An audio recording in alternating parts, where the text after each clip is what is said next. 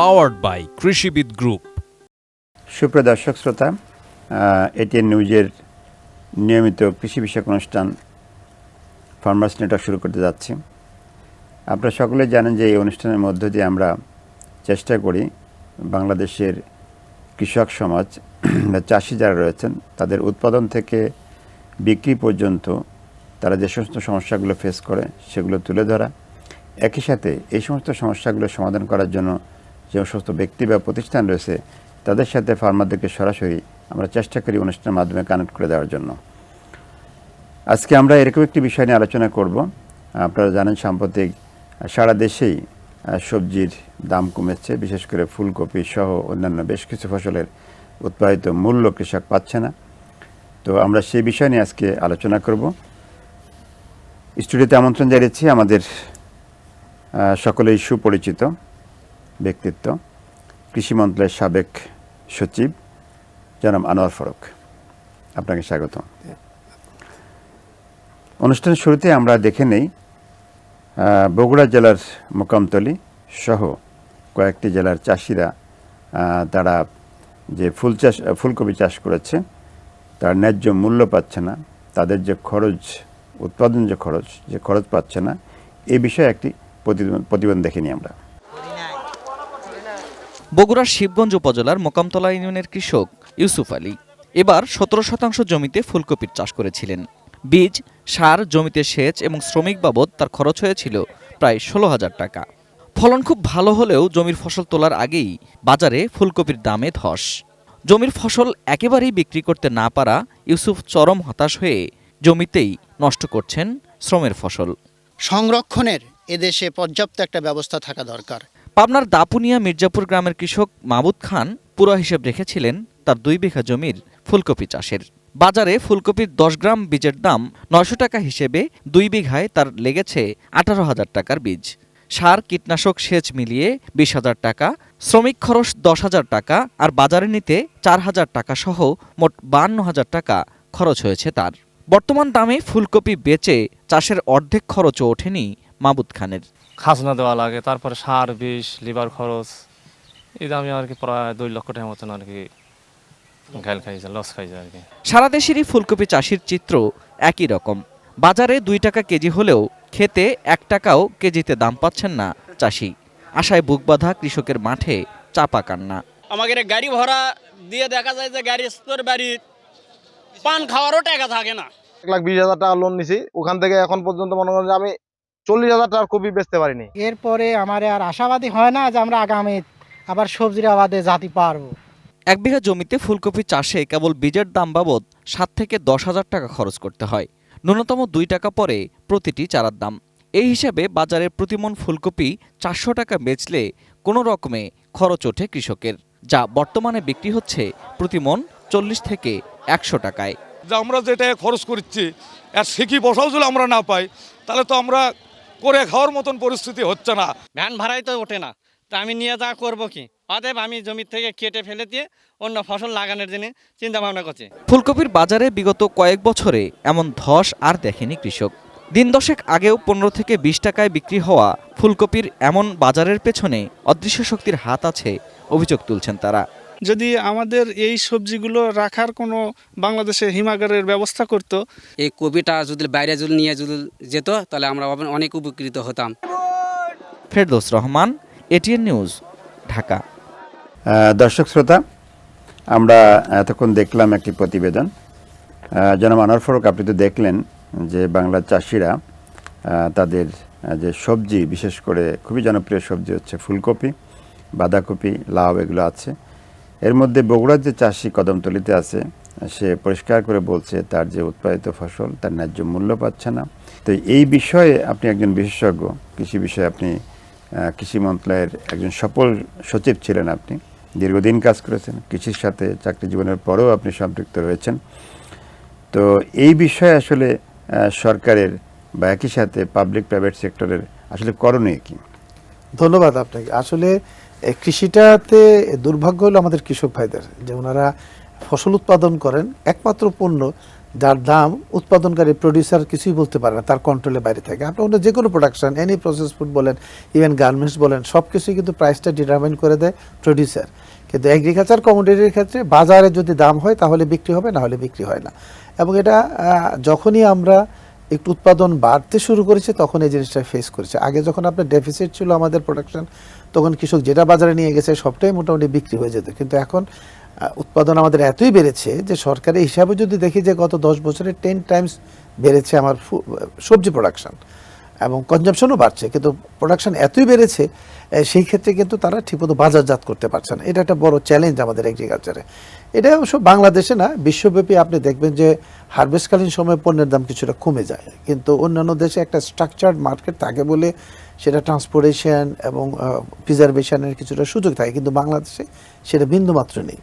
এখানে আমাদের যে সমস্যাটা হয়েছে একটা হলো যে এখন ভর মৌসুম জানুয়ারি মাস ফুলকপির জন্য দাম একটু কমার কথা, কিন্তু যেভাবে প্রডিউসার লেভেলে কমেছে এটা একটু ব্যতিক্রম, এত কমে না। সাধারণত এটা আরও এন্ড অফ জানুয়ারি বা ফেব্রুয়ারি দিকে কমে যায়, কিন্তু এবার জানুয়ারির শুরুতেই দামটা কমে গেছে। এটাতে আপনি খেয়াল করেছেন যে বগুড়া তো খুব বেশি দূরে না, সেই বিষয়টা আমি আসছি যে আমরা সাধারণত দেখি যে ফুলকপির দাম আরো কয়েকদিন পরে যে কমে যায়, একটু গরম আসলে মানুষ খেতে চায় না, তখন জমিতে ফেলে রাখে। কিন্তু এবছর জানুয়ারির শুরুতে শীত পড়ার সাথে সাথে ফুলকপির দাম কমে যাওয়াটা এটা আমার কাছে একটু অস্বাভাবিক লেগেছে। এটা প্রথম বিষয়। একটা হলো যে হারভেস্ট এবার ফুলকপি কৃষকরা বেশি করেছেন, এটা একটা কারণ। দ্বিতীয় হলো যে আমাদের, যেটা আমি বলেছিলাম যে আমাদের কোনো স্ট্রাকচারাল মার্কেট না থাকার কারণে আমরা পারতেছি না, আমাদের ট্রান্সপোর্টেশন কস্ট টু হাই। একটা ফুলকপি ক্যারিং করার জন্য আপনি যদি বগুড়া থেকে এক ট্রাক মাল আনেন, হয়তো 4 থেকে 5 হাজার কপি আনবেন, তার জন্য যে পরিমাণ ট্রান্সপোর্টেশন কষ্ট হবে সেটা দিয়েও কিন্তু আপনি এখানে পোষাইতে পারছেন না। এটা হলো সেকেন্ড কস্ট। এবং হ্যান্ডলিং কস্ট, প্রতিটা ফুলকপি ট্রাকে তোলা, বাজারে নামানো, খুচরা বাজারে নেওয়া, এটা দুটো। 3 নম্বর যেটা সবচেয়ে বড় হিডেন কস্ট হলো আমাদের যে চাঁদাবাজিটা।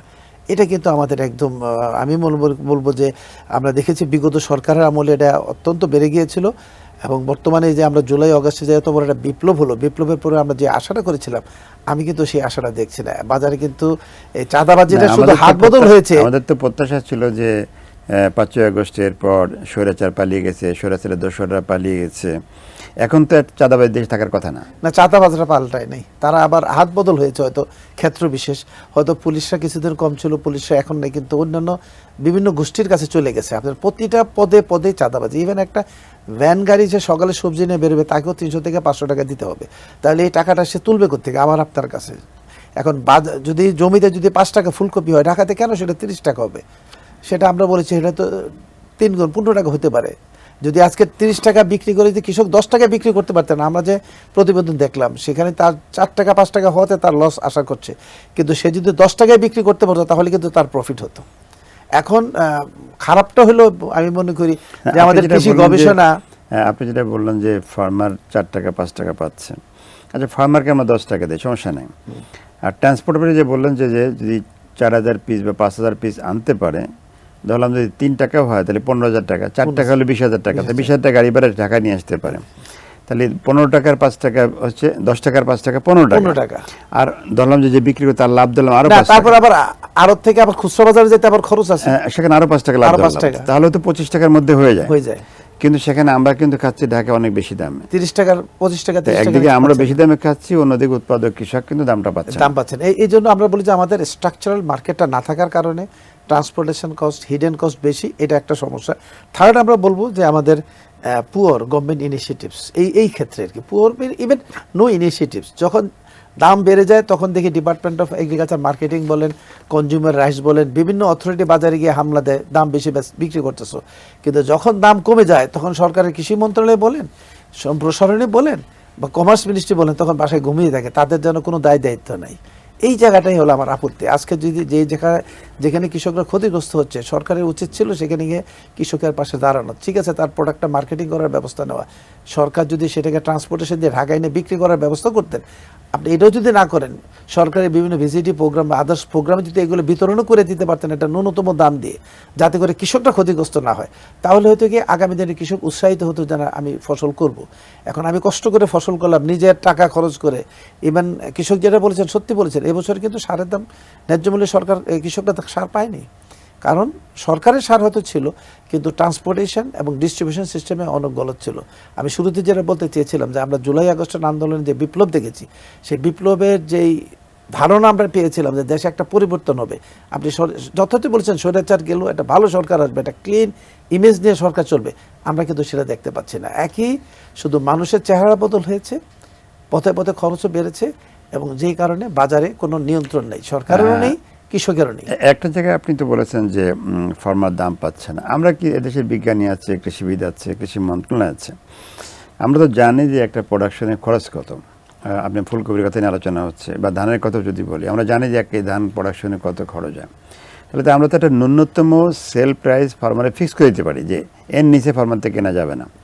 যেভাবে আপনি বললেন সুন্দর করে যে আজকে দাম বাড়লে মিডিয়া থেকে শুরু করে সবাই শাউট করতেছে দাম কমাতে হবে, ম্যাজিস্ট্রেট পুলিশ যখন ফুলকপি 60 টাকা ছিল তখন কিন্তু এভরিডে সবকটা নিউজ করেছে। আচ্ছা, ভালো কথা। আপনি একইভাবে যখন ফার্মারের দাম কম, তখন আপনি ম্যাজিস্ট্রেট নিয়ে মাঠে যান, মাঠে যে তাহলে পিটাপিটি করেন যে দামে কম দামে বিক্রি করা যাবে না, কম দামে আপনি কিনতে পারবেন না, সেটা তো করা হচ্ছে। আপনি যদি সেটাও না করেন, আপনি যদি বলে দেন যে ন্যূনতম প্রাইস 10 টাকা, কৃষকরা আপনি ওই সাপোর্টে দেন, সরকার তাকে সাবসিডি দেন, ঠিক আছে তোমার দাম কমে গেছে, তুমি 5 টাকায় বিক্রি করেছো যত পিস, আমি এই গ্যাপটা আমি তোমাকে সাপোর্ট দেবো, তাহলে কিন্তু কৃষক আশ্বস্ত হয়। কৃষক কিন্তু এই জিনিসটাই চায়। কৃষক তো সে সরকারের কাছে বিনা পয়সায় কিছু চাচ্ছে না, সে তার উৎপাদিত পণ্যের দাম চাচ্ছে শুধু, যে আমি বিক্রি করতে পারতেছি না, আপনি এগিয়ে আসেন, আপনি একটা সাপোর্ট দেন।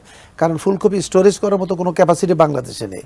আমাদের কৃষক ভাই বলেছেন স্টোরেজ ফুলকপি করে রাখতে পারবে না। আমি প্রথমেই বলেছি আমাদের স্ট্রাকচারাল মার্কেট নাই, যে আপনি যেখানে রাখবেন সেখানে কুলিং ফ্যাসিলিটিস থাকতে হবে, ট্রান্সপোর্টটা কুলিং থাকতে হবে, যেখানে বিক্রি করবেন। আমরা এখনও ওপেন মার্কেটে বিক্রি করি, রোদে বৃষ্টিতে পরেই বিক্রি হয় কাঁচা বাজার। তো সেখানে তো আপনার কোয়ালিটিটাও ডিটোরেট করে। সকালে যে ফুলকপি 15 টাকা, বিকাল হইতে সেটা 5 টাকা নেমে যায়, কারণ কোয়ালিটি ডিটোরেট করে দেখবেন বিকালবেলা বাজারে গেলে। আপনি আরেকটি যেটা বলছেন যে স্টোরেজের যে ব্যাপারটা, কারণ এটা ঠিক যে প্রোডাকশন বেড়ে গেলে একই সাথে ডিমান্ড না থেকে দাম তো কমবে। এই ফুলকপি কিন্তু কয়েকদিন পরে অনেক দাম বেড়ে যাবে, পাওয়া যাবে না। আমরা যদি এখানে রাখার ব্যবস্থা করতে পারতাম, এটাও ঠিক রাষ্ট্রের পক্ষে সব সম্ভব না। তো এটা কি পিপিপি কনসেপ্টে, পাবলিক প্রাইভেট পার্টনারশিপে আমরা কি দেশব্যাপী এই সবজি, নট অনলি ফুলকপি, আমি বলবো যে সবজি যদি সংরক্ষণ করা যেত, ফার্মার যদি রাখতে পারতো, একসময় দেশের মতো আপনার আমলে ছিল স্বগরিব ছিল, শস্য গুদাম ঋণ প্রকল্প একটা ছিল, যে গভর্নমেন্ট স্টোর তৈরি করবে, ফার্মার রাখবে, একটা ন্যূনতম ফি দেবে, এই দাম বাড়লে সে বিক্রি করে দেবে। তো সেটা কি এখন করা যায় কিনা, বা করলে কোনো উপকার হবে কিনা? এটা আমি মনে করি যে সরকারের এই চিন্তা থেকে সরে আসতে হবে। সরকার ব্যবসা করতে পারবে না, সরকার দিয়ে আপনি করতে গেলে হবে না, বরং আপনি প্রাইভেটকে উৎসাহিত করেন, ব্যবসাটা করবে প্রাইভেট। আমরা কিন্তু রং কনসেপ্টে চলি, মানে আমরা কোনো কিছুই সরকার কাউকে দিতে চাই না, মনে করি সরকার সব নিয়ন্ত্রণ করবে। এই জায়গায় হলো আমাদের ব্যর্থতাটা। ব্যবসা করতে হবে প্রাইভেটকে। আপনি ধরেন, আমি যেটা বলতে চেয়েছিলাম যে আজকে উৎপাদন বেড়েছে, এত সাকসেস আমাদের কৃষি বিজ্ঞানী বলেন, এক্সটেনশন বলেন, কিন্তু তার চেয়েও বড় অবদান আমাদের কৃষক এবং প্রাইভেট সেক্টর। আজকে দেখেন এই যে ভালো সিড সাপ্লাই দিয়েছে বলে ভালো ফলন হচ্ছে, ভালো প্রযুক্তি নিয়ে আসছে বলে কৃষকদের ফলন বেড়েছে। এই যদি আপনার সবজি ক্ষেত্রে বলেন, আজকে 10 টাইমস সরকার বলছে 10 টাইমস ফলন বেড়েছে, সেখানে সরকারি গবেষণার কয়টা বীজ আছে, কয়টা প্রযুক্তি আছে, কিন্তু বেশিরভাগই কিন্তু প্রাইভেট সেক্টর এনেছে। তাহলে আপনি প্রাইভেটকে যদি সুযোগ করে দিতেন যে ঠিক আছে অ্যাগ্রো প্রসেসিংয়ে আসেন, এই ফুলকপিটাকে কীভাবে প্রিজার্ভ করা যায়, কীভাবে প্যাকিং করে আরও 10 দিন সেলফ লাইফ বাড়ানো যায়, কীভাবে এটাকে আরও 15 দিন পরে ব্যবহার করার মতো সেই ব্যবস্থাগুলো তৈরি করা, আপনি প্রাইভেটকে সাপোর্ট দেন, ইনসেন্টিভ দেন যে তোমরা এই ব্যবসাগুলো করলে আমরা এই সাপোর্ট দেবো। তাহলে কি হয় যে কনজিউমাররাও যেমন একটু কম দামে পেতে পারে এবং প্রডিউসার একটু বেটার প্রাইস পেতে পারে। কিন্তু আমরা তো সেই কনসেপ্টে যেতে পারছি না আজ পর্যন্ত। আমরা এখনও বলতে চাই পিপিপি, মানে সরকারকে রাখতে হবে। সরকারকে রাখা মানে একটা মাথাভারী প্রশাসন, সরকারের লোককে এখানে নিয়োগ দিতে হবে, তাকে গাড়ি বাড়ি ফেসিলিটি দিতে হবে। কেন রে ভাই, ব্যবসাটা ব্যবসায়ীর হাতে করতে দেন, তাকে সুযোগ করে দেন, সেটা মিনিমাম রেটে ক্রেডিট নিয়ে সে ব্যবসাটা করবে, দাঁড়াবে। আমরা একসময় গার্মেন্টস নিয়ে অনেক খেলেছি, এখন তো গার্মেন্টস একটা কন্ডিশন এসেছে, ভালো অবস্থানে এসেছে, সাপোর্ট দিয়েছেন বলে এসেছে। তাহলে কৃষিকে দিতে আমার আপত্তি কোথায়? সবজি উৎপাদন তো আমাদের বেড়েছে নিঃসন্দেহে, কোনো সন্দেহ নেই। গ্লোবালি আমাদের দেশ ছোট হলেও আমরা সবজি উৎপাদনে একটা অবস্থানে গিয়েছি আমরা। এই ক্ষেত্রে দুটা বিষয়, একটা হচ্ছে যে ভ্যালু এডিশনের কোনো প্রোডাক্টে যাওয়া যায় কিনা, কারণ ফার্মারের সাপোর্ট দিতে হলে তো আপনাকে ভ্যালু এডিশনে যেতে হবে, কারণ র সেল করে তো পাওয়া যাচ্ছে না। সেকেন্ড হলো যে এক্সপোর্টে যাওয়া যায় কিনা, কারণ আপনি বলেছেন যে যা প্রোডাকশন হয়েছে ডিমান্ড থেকে বেশি হয়েছে, তো সেটা যদি আমরা এক্সপোর্ট করতে পারতাম তো সেই জায়গাটা মানে এক্সপোর্ট তো আমরা সবজি করি এখনো এথনিক মার্কেটে, যেহেতু আমরা এখনো গুড এগ্রিকালচার প্র্যাকটিসেস ট্রেসেবিলিটি আমরা এনশিওর করতে পারছি না বলে ইউরোপিয়ান ইউনিয়ন আমাদের কাছে নিচ্ছে না। বাট এথনিক মার্কেট আমাদের হিউজ ডিমান্ড আছে। তারপরে আমরা ওই মার্কেটে যে সবজিগুলো করি তার মধ্যে হয়তো ফুলকপিটা খুব একটা বেশি না, কারণ ইউরোপের ফুলকপি আরও ভালো, আরও বেটার তারা পাচ্ছে, আর কম দামে কম প্রাইসে পাচ্ছে। আমরা হয়তো অন্যান্য সবজি এক্সপোর্ট করি, কিন্তু প্রসেসিংয়ে আমি মনে করি ভ্যালু এডিশনে ফুলকপি সহ মিষ্টিকরণ প্রত্যেকটাকে করার সুযোগ আছে।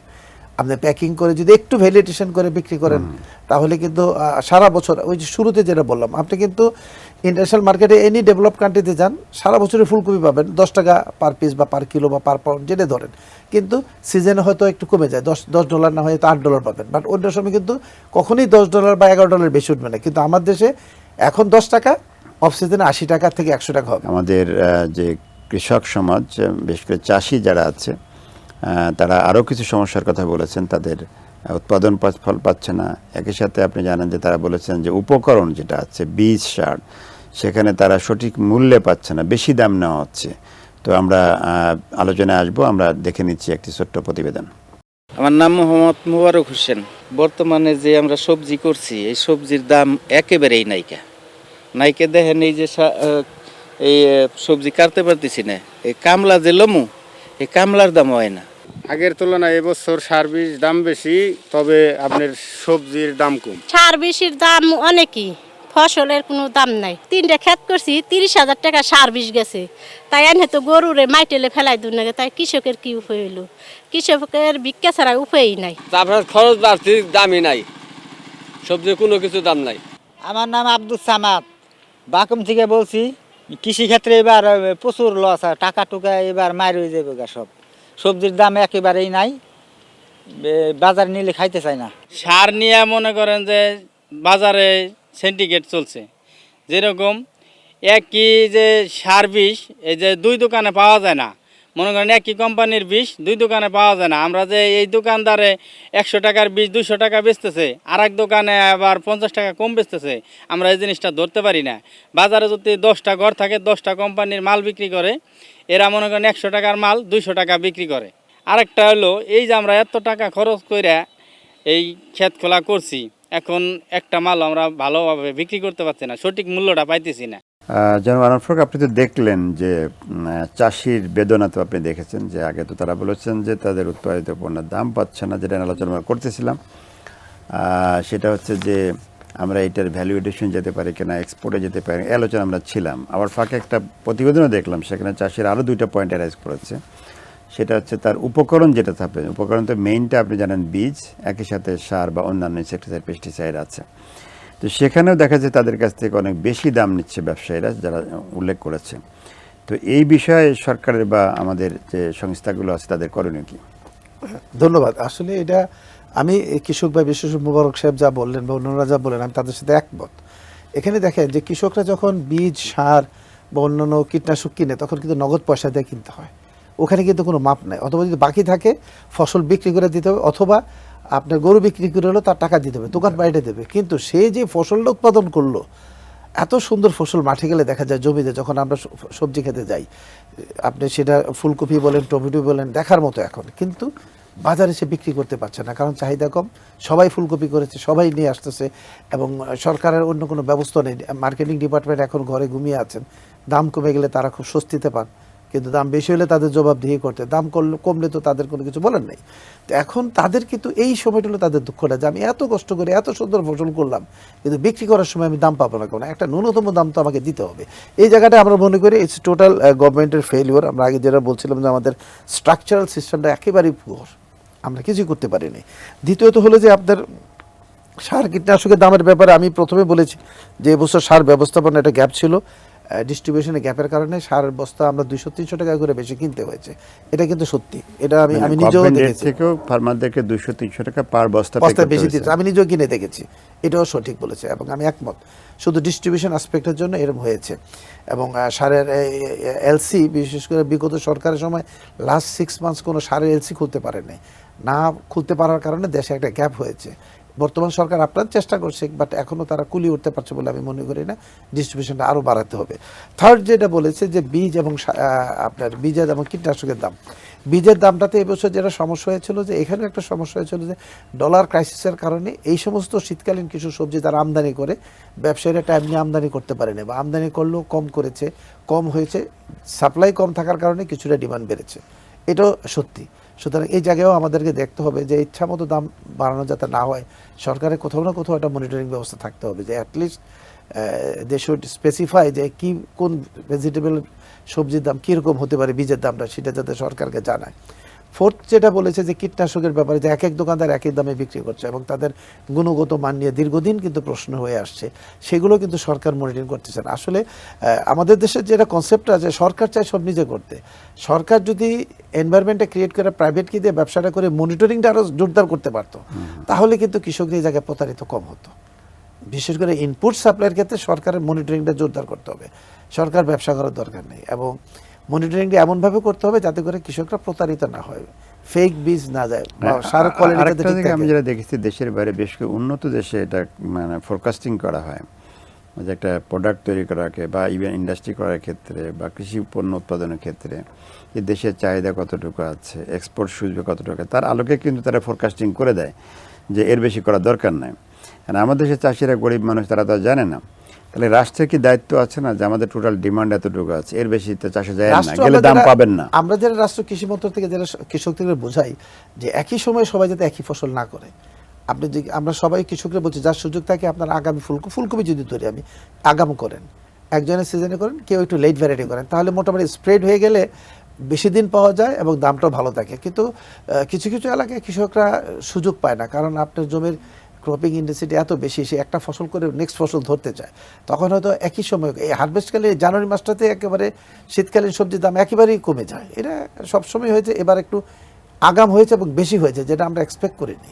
এই 15 দিন আগের থেকে 15 দিনের মধ্যে এত ফারাক হবে এটা আশা করা যায়নি। না, আমি যেটা বলছি যে কৃষি মন্ত্রণালয় বা কৃষি মন্ত্রণালয়ের অধীন যে 17টা সংস্থা আছে, যে ফোরকাস্টিং করার মতো কোনো জায়গা আছে কিনা। ফর এক্সাম্পল, যে সামনে আলু আসতেছে, দেখেন এবছর চাষিরা কিন্তু প্রচুর আলু পড়েছে, গত বছর আলুর দাম বেশি ছিল, এবার ঝাঁপায় পড়ছে।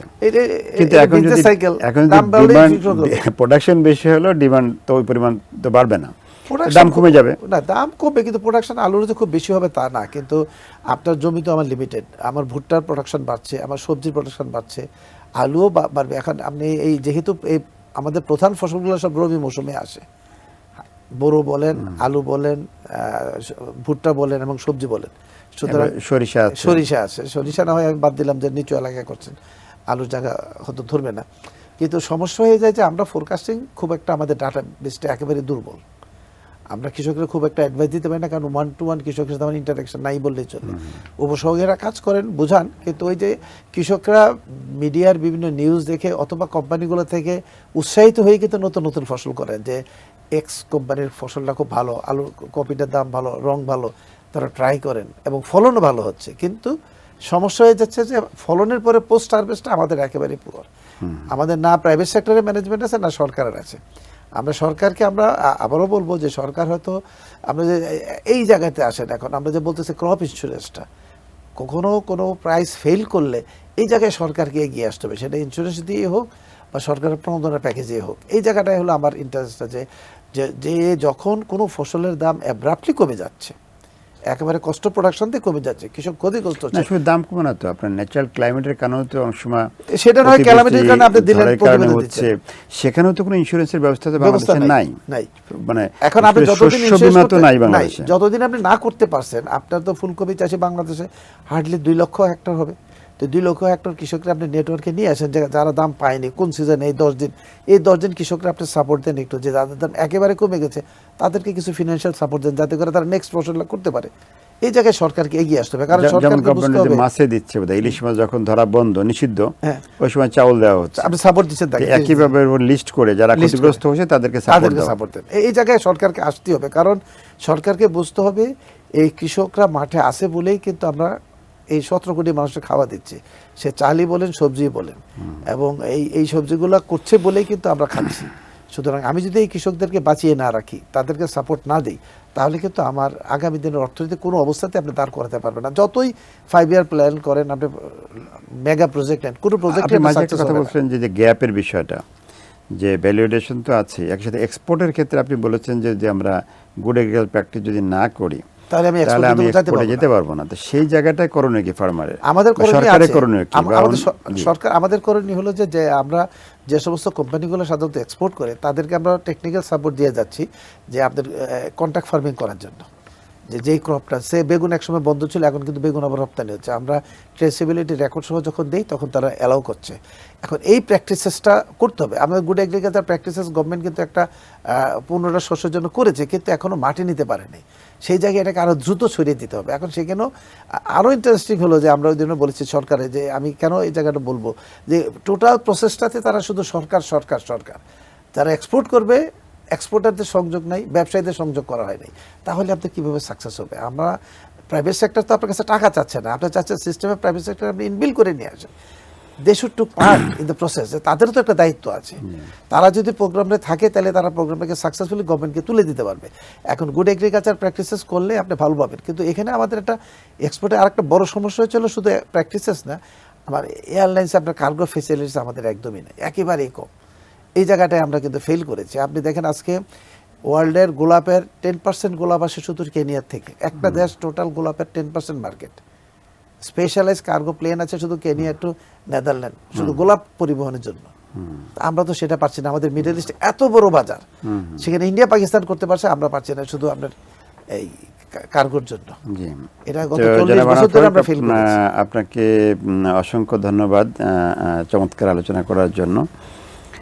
সুপ্রিয় দর্শক শ্রোতা, আপনারা এতক্ষণ আলোচনা শুনেছেন। আয়োজনের পক্ষ থেকে আপনাদেরকে ধন্যবাদ জানাচ্ছি। একই সাথে আমরা আশা করছি আগামী দিনে আপনাদের সাথে আবারও দেখা হবে অন্য কোনো বিষয় নিয়ে, অন্য কোনো অতিথির সাথে। সে পর্যন্ত ভালো থাকুন, সুস্থ থাকুন। আল্লাহ হাফেজ।